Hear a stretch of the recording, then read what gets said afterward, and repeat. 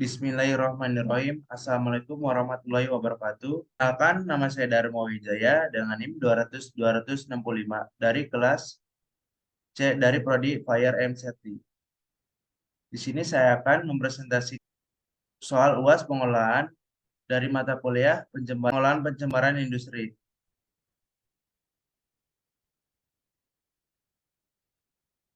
Soal yang pertama yaitu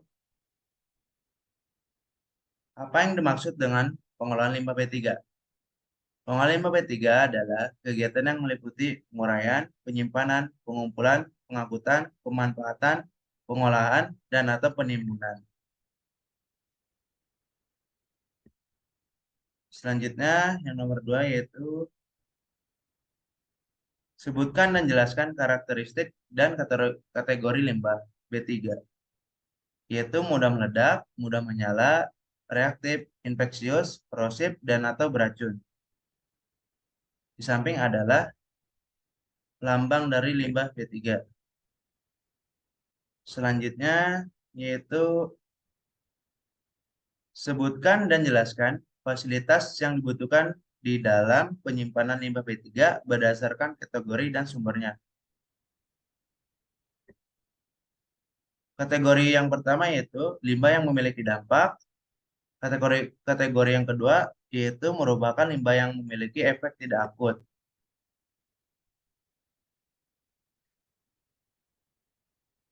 Lalu sumber spesifik. Dari sumber spesifik adalah sisa suatu proses industri yang secara spesifik dapat ditentukan dan berasal dari kegiatan utama industri terkait. Contohnya yaitu adalah limbah rumah sakit dan limbah laboratorium.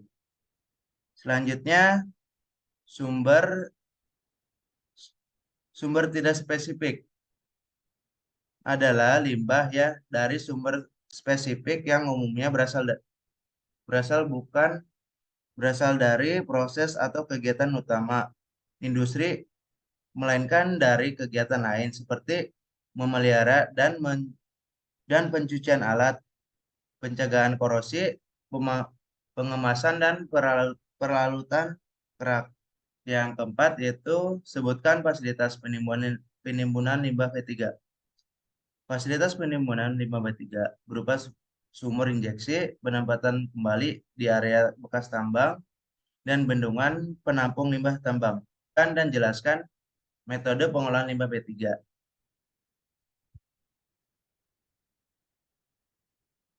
Yaitu metode pengolahan limbah B3 sebagai dimaksud dari pasal 163 huruf B meliputi A. Jenis dan sumber limbah B3, B. Tata cara penyimpanan limbah B3, yang C. Tujuan uji coba, yang D. Lokasi dan koordinat uji coba, yang E. Jumlah limbah B3 yang diperlukan dalam uji coba, yang F. Diagram proses uji coba pengolahan limbah B3, yang G.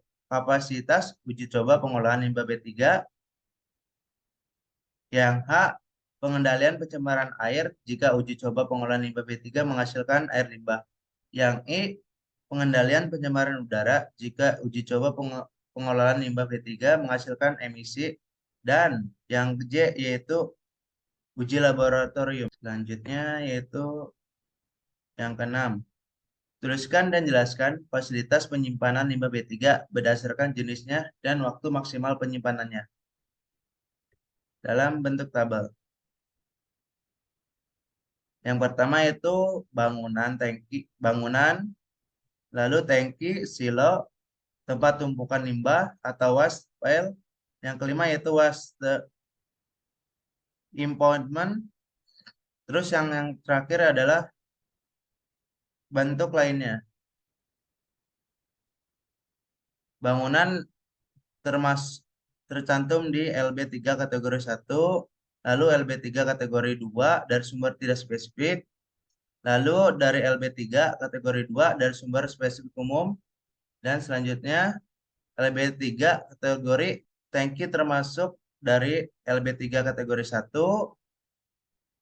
LB3 kategori 2 dari sumber tidak spesifik, LB3 kategori 2 dari sumber spesifik umum, silo juga Silo termasuk dari LB3 kategori 1, LB3 kategori 2 dari sumber tidak spesifik, lalu LB3 kategori 2 dari sumber spesifik umum, dan LB3 kategori 2 dari sumber spesifik khusus. Tempat tumpukan limbah atau hostile pile hanya termasuk dalam limbah B3 kategori 2 dari sumber spesifik khusus. Selanjutnya, waste impoundment hanya termasuk LB3 kategori 2 dari sumber spesifik khusus. Dan yang terakhir, bentuk lainnya, termasuk semuanya. LB3 kategori 1, LB3 kategori 2 dari sumber tidak spesifik, LB3 kategori 2 dari sumber spesifik umum, LB3 kategori 2 dari spesifik khusus. LB3 kategori 1 yaitu batas penyimpanan 90 hari, LB3 kategori 2 dari sumber tidak spesifik, batas penyimpanan yaitu 365 hari. Selanjutnya LB3 kategori 2 dari sumber spesifik umum, batas penyimpanannya yaitu 365 hari.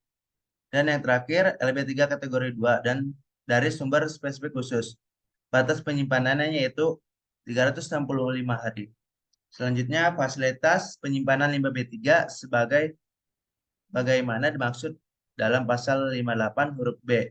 Permen LHK nomor 6 tahun 2021. Bangunan, desain dan konstruksi yang melindungi LB3 dari tujuan dan panas matahari, tangki, digunakan untuk limbah B3 waste cair.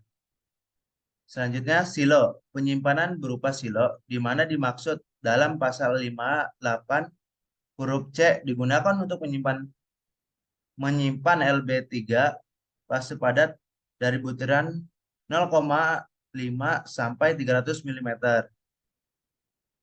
Selanjutnya, tempat tumpukan atau wastel pile berupa tempat tumpukan LB3 sebagai dimaksud dalam pasal 58 huruf D digunakan untuk menyimpan LB3 fase padat kategori 2 dari sumber spesifik khusus.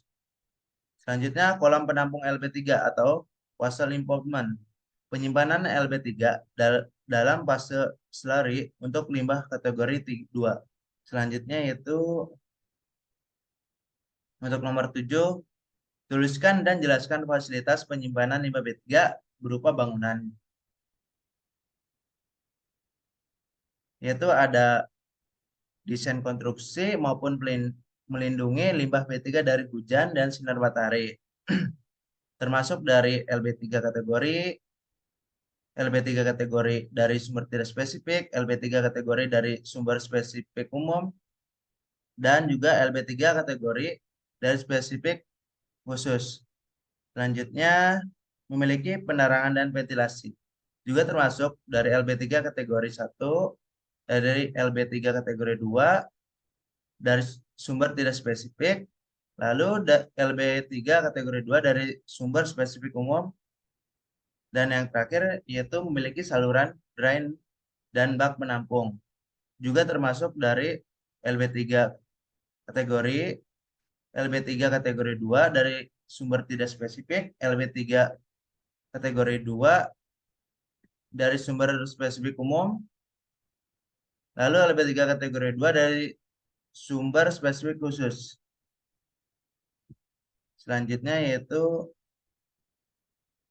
untuk nomor 8 yaitu jelaskan waktu penyimpanan limbah B3 berdasarkan kategori limbah B3 dan jumlah limbah B3 yang dihasilkan. Kategori 1 LB3 yaitu termasuk kategori 1 dan 2. Jumlah LB3 dihasilkan yaitu 50 kg per hari. Batas waktu penyimpanannya yaitu 90 hari. Selanjutnya kategori 1. Jumlah LB3 dihasilkan yaitu 50 kg per hari. Batas waktu penyimpanannya yaitu 180 hari. Selanjutnya kategori 2 dari sumber spesifik umum. Jumlah LB3 dihasilkan yaitu 50 kg per hari dan maksimal waktu penyimpanan yaitu 365 hari. Dan yang terakhir, kategori 2 dari sumber spesifik khusus.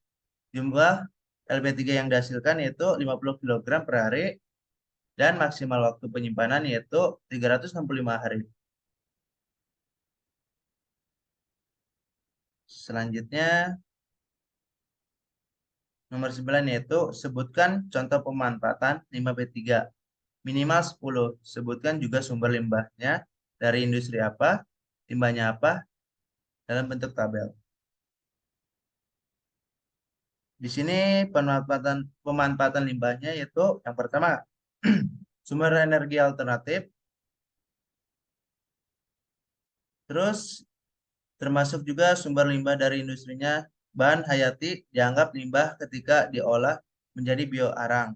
Yang kedua, sumber energi dengan cara CO processing atau LB3 biomas pabrik semen. Selanjutnya, bahan baku pembuatan industri atau batako. Sumber limbah dari industrinya yaitu limbah flying atau bottom ash. Selanjutnya, bahan baku kertas ya dan pembuatan kertas low grade. Sumber limbah dari industrinya yaitu limbah paper sludge. Selanjutnya, yang nomor 6 yaitu bahan baku industri reflektor. Yaitu sumber limbah dari industrinya yaitu limbah silika terkontaminasi. Pemanfaatan limbah yang ketujuh yaitu bahan bakar alternatif. Sumber limbahnya dari industri limbah soplen bekas. Selanjutnya nomor 8, bahan baku peleburan logam. Sumber limbahnya dari industri limbah kemasan bekas. Selanjutnya nomor 9, bahan baku industri semen. Limbah dengan kadar Ca, Si, Al, dan P lebih dari 50%. Yang terakhir yaitu memperbaiki lingkungan di area tambang. Sumber limbah dari industri limbah file ash. Selanjutnya yang nomor 10. Sebutkan fasilitas pengangkutan limbah B3 berdasarkan kategori dan sumbernya. Jelaskan ketentuan informasi yang harus ada pada kendaraan pengangkutan disertai gambar. Kegiatan pengangkutan LB3 wajib dilakukan oleh pengangkutan LB3 sebagaimana dilakukan pada ayat 1 wajib memenuhi ketentuan, yaitu alat pengangkut LB3, rekomendasi pengangkutan LB3, Pestronik pengangkutan LB3, informasi yang harus ada dalam kendaraan, foto alat angkut berwarna dari depan, belakang, kiri, dan kanan. Terlihat identitas nama kendaraan atau nama perusahaan. Lalu selanjutnya nomor perusahaan wajib tercantum. Nah, simbol LB3 pada alat angkut darat dan kemasan LB3. Ukuran simbol minimal alat angkut ya ini 25 cm kali 25 cm. Wadah atau kemasan 10 cm kali 10 cm. Ini adalah lambang dari simbol alat angkut. Padatan mudah menyala. Di sampingnya yaitu contoh kendaraan pengangkutan. Di sini tertera nama PT dan juga lambangnya. Sumber yang tertera yaitu dari Permen LHK nomor 6 tahun 2021 dan PP nomor 22 tahun 2021. Mungkin cukup sekian presentasi dari saya. Mohon maaf kurang lebihnya. Wabillahi taufiq wal hidayah. Wassalamualaikum warahmatullahi wabarakatuh.